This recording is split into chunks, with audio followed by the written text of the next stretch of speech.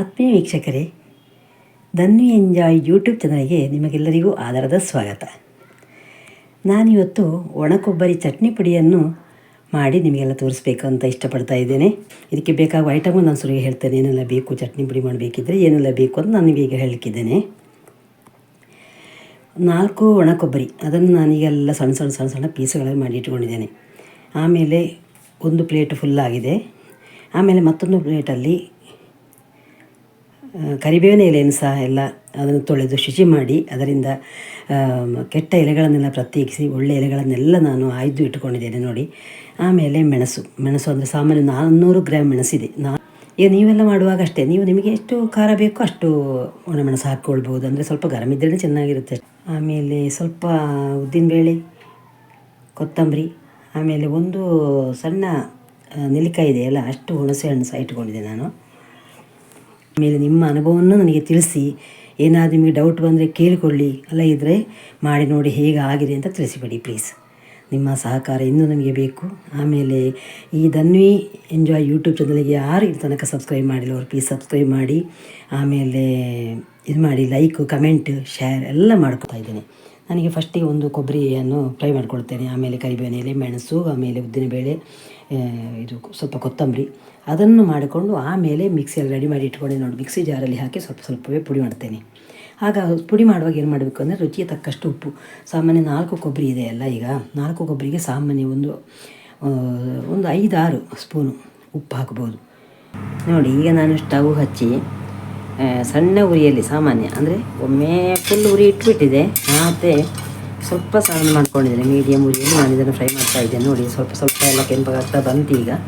ಅಂದರೆ ಸ್ವಲ್ಪ ಸ್ಲೋ ಆಗುತ್ತೆ, ಯಾಕಂದರೆ ಇದು ಕೊಬ್ಬರಿಯನ್ನು ನಾನು ಸಣ್ಣ ಪೀಸ್ ಮಾಡಿ ಹಾಕಿದ್ದಲ್ಲ, ಆ ಪೀಸಿನ ಒಳಗಡೆ ತನಕ ಅದು ಫ್ರೈ ಆಗಬೇಕಲ್ಲ. ಹಾಗಾಗಿ ನಾವು ಕಾಯಿ ತುರಿಯನ್ನು ನಾವು ಹುರ್ಕೊಂಡ ಅಷ್ಟು ಬೇಗ ಈ ಒಣ ಕೊಬ್ಬರಿ ಇದೆಯಲ್ಲ ಇದನ್ನು ನಾವು ಹುರ್ಕೊಳ್ಳುವಾಗ ಅದು ಅಷ್ಟು ಬೇಗ ಆಗೋದಿಲ್ಲ. ಸಾಮಾನ್ಯ ಒಮ್ಮೆ ಹಾಕಿದ್ದು ಒಂದು 20 ಮಿನಿಟ್ಸ್ ಬೇಕು ಅದು ಫ್ರೈ ಆಗಬೇಕಿದೆ. ಕೆಂಪಗಾಯ್ತು ನೋಡಿ.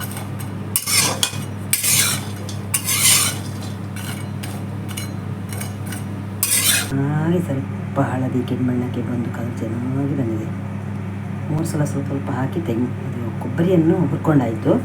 ಆಮೇಲೆ ಮೆಣಸನ್ನು ನೋಡಿ 1 ಸಲ ಹುರಿದಿಟ್ಕೊಂಡಿದ್ದೇನೆ. ಮೆಣಸು ಆಗೋದು ನಮಗೆ ಹೇಗೆ ಗೊತ್ತಾಗೋದು ಅಂದರೆ ಅದರಲ್ಲಿರೋ ಬೀಜ ಎಲ್ಲ ಯೆಲ್ಲೋ ಕಲರ್ ಇರೋ ಸ್ವಲ್ಪ ಕೆಂಪು ಕಲರಿಗೆ ಬಂದುಬಿಡುತ್ತೆ, ಮತ್ತು ಬರಬರ ಆ ಶಬ್ದ ಆಗುತ್ತೆ ನೋಡಿ. ಇದರಲ್ಲಿರುವ ಬೀಜ ಸಾಮಾನ್ಯ ಬೊಂಬಣ್ಣ ಅಂದರೆ ಸ್ವಲ್ಪ ಬಿಳಿ ವೈಟ್ ಎಲ್ಲೋ ಆಗಿರುತ್ತೆ ನೋಡಿ. ಅದು ಸ್ವಲ್ಪ ಕೆಂಬಣ್ಣಕ್ಕೆ ಬರುವಾಗ ಹಾಗೆ ಇತ್ತು ಮೆಣಸು ಸ್ವಲ್ಪ ಲೆಕ್ಕ. ಆ ಬೀಜ ಸಹ ಸ್ವಲ್ಪ ಕೆಂಪಾಗಬೇಕು, ಇಲ್ಲದಿದ್ದರೆ ಬೀಜ ಹಸಿ ಉಳಿಯುತ್ತೆ, ಆ ಸ್ಮೆಲ್ ಬರೋಲ್ಲ, ತುಂಬ ಟೇಸ್ಟಿ ಬರೋಲ್ಲ ಅದು. ಒಂದು ಬ್ಯಾಡಗಿ ಮೆಣಸು, ಇದು ಖಾರ ಕಡಿಮೆ, ನಾವು ಬ್ಯಾಡಗಿ ಮೆಣಸನ್ನೇ ಯೂಸ್ ಮಾಡ್ತೇವೆ ನೋಡಿ. ಖಾರ ಇರೋಲ್ಲ ಅದು, ಚೆನ್ನಾಗಿ ಆಗುತ್ತೆ. ಮೆಣಸು ಚೆನ್ನಾಗಿ ಕೊಡ್ತೇವೆ, ಅಷ್ಟು ಕ್ರಿಸ್ಪಿಯಾಗಿ ಬಾರಿ ನೋಡಿ. ಈ ಥರ ಆದರೆ ಆಯಿತು. ಹಸಿ ಎಲೆಯನ್ನು ನಾವು ತೊಳೆದು ಆಮೇಲೆ ಏನು ಮಾಡಬೇಕು ಅಂದರೆ ಅದು ಒಣ ಬಟ್ಟೆ, ಶುಚಿಯಾದ ಬಟ್ಟೆಯಲ್ಲಿ ಅದನ್ನು ತೆಳ್ಳಗೆ ಹರಗಿ ಅದಕ್ಕೆ ಆ ಬಟ್ಟೆಯನ್ನು ಮುಚ್ಚಿಡಬೇಕು. ಮೇಲ್ಗಡೆಯಿಂದ ಫ್ಯಾನ್ ಗಾಳಿ ಹಾಕಬೇಕು.